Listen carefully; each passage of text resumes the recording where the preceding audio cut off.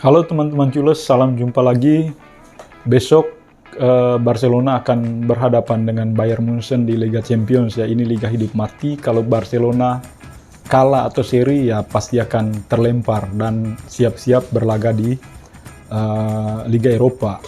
Dan sebelum masuk ke sana, saya ingin membahas rumor transfer ya sekitar pemain-pemain Barcelona.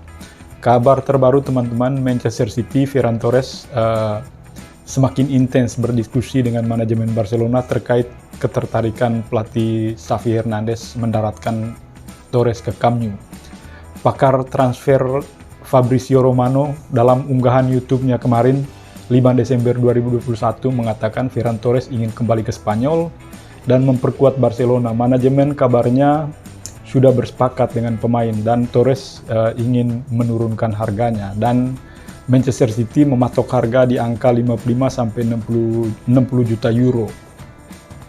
Beberapa kabar juga mengatakan bahwa pihak Barcelona menawarkan skema pertukaran pemain plus sejumlah uang untuk kepindahan Torres. Barcelona kabarnya menawarkan Philippe Coutinho ke City, tapi City kabarnya nggak mau. City menghendaki Pedri untuk pindah ke City, tetapi Barcelona menolak tawaran untuk Pedri karena bagian dari proyek masa depan.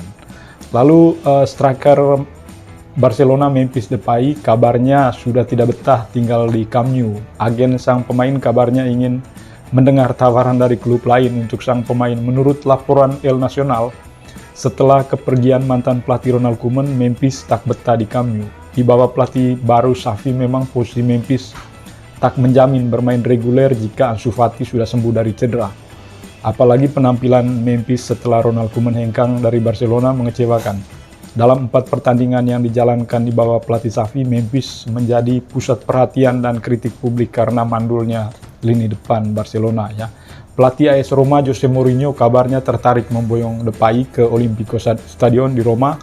Roma kabarnya siap menawarkan harga 40 juta euro pada Barcelona. Selain Roma, Juventus juga tertarik untuk memboyong Depay ke Turin. Ini tentu menguntungkan Barcelona ya, karena Depay datang ke Camp Nou dengan status free agent berkat jasa mantan pelatih Ronald Koeman. Jadi mandulnya Depay menjual Depay menurut saya menguntungkan Barcelona karena dana hasil penjualan bisa untuk membeli pemain-pemain incaran pelatih Xavi Hernandez. Lalu Barcelona juga sedang mendekati pemain Chelsea ya, Cesar Azpilicueta.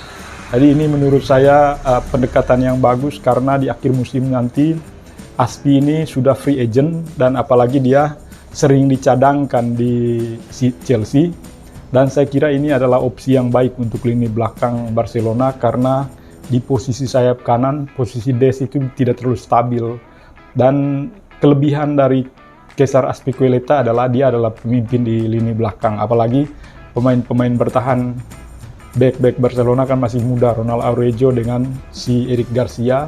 Saya kira dengan kehadiran Aspi ini sangat menguntungkan bagi Barcelona.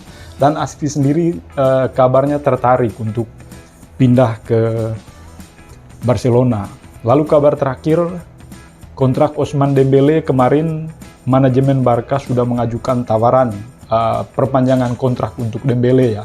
Kabarnya Dembele akan diberikan gaji senilai 11 juta euro per musim. Hanya tawaran dari Barcelona ini belum ada jawaban. Kita menunggu jawaban dari agen sang pemain, karena kan kabar sebelumnya bahwa Dembele itu sudah menyampaikan kepada pelatih Xavi Hernandez bahwa dia ingin meninggalkan Barcelona di akhir musim nanti, dan kalau dia meninggalkan Barcelona di akhir musim itu artinya Dembele akan free agent. Ini kan kerugian besar bagi Barcelona, dan kalau si agen Dembele belum memutuskan apa-apa, kemungkinan besar pada bulan Desember atau Januari nanti Dembele dibekukan dari skuad, dan ini tentu kerugian besar juga untuk Dembele karena kalau dia tidak bermain selama 6 bulan itu dipastikan dia akan tidak dipanggil oleh timnas nasional Prancis untuk bisa berlaga di Piala Dunia di Qatar 2022 nanti. Apalagi Dembele ini punya histori cedera yang cukup panjang. Kalaupun dia pindah ke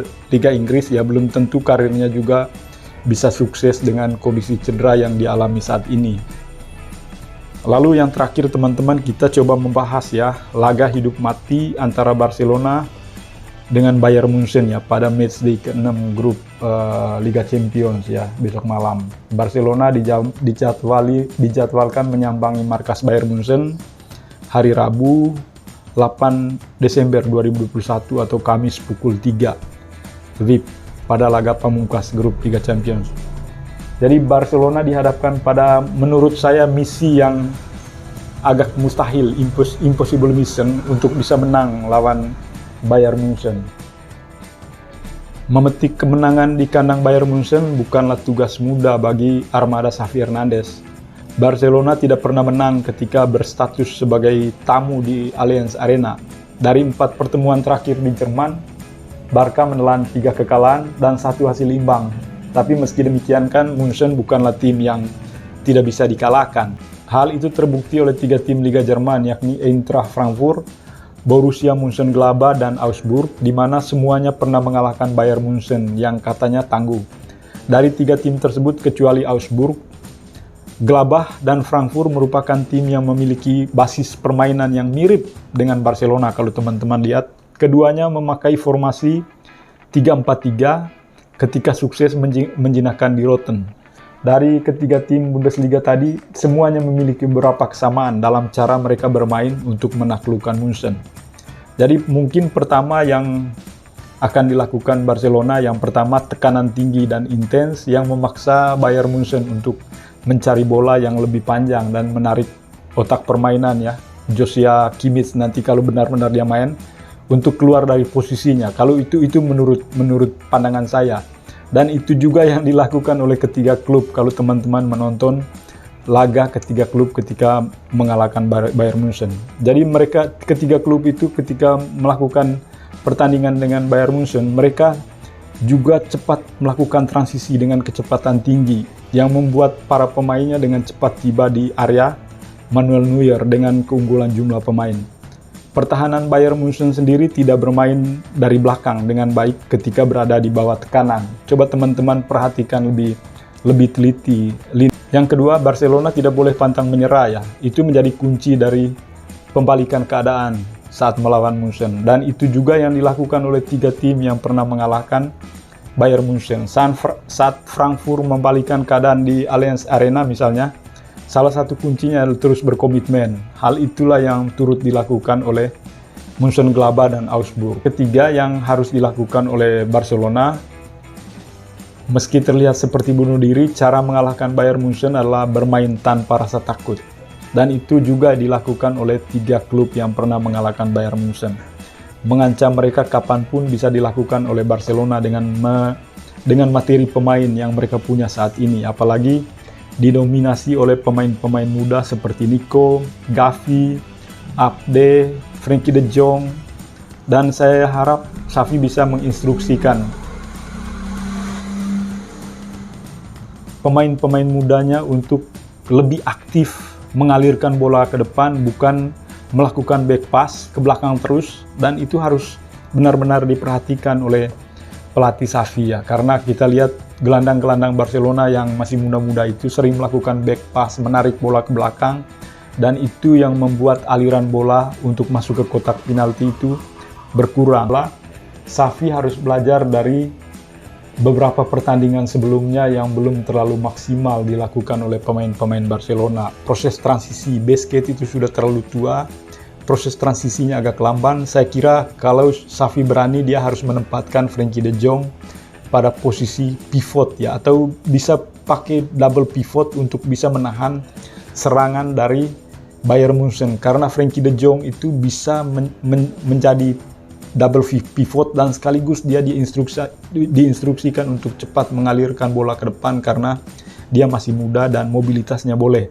Dan si Sergei Busquets itu harus dibantu. Jadi double pivot itu penting untuk memfilter serangan dari Bayern Munchen. Dan saya kira umpan-umpan panjang dari Sergei Busquets itu penting, apalagi nanti Dembele akan memimpin di lini depan.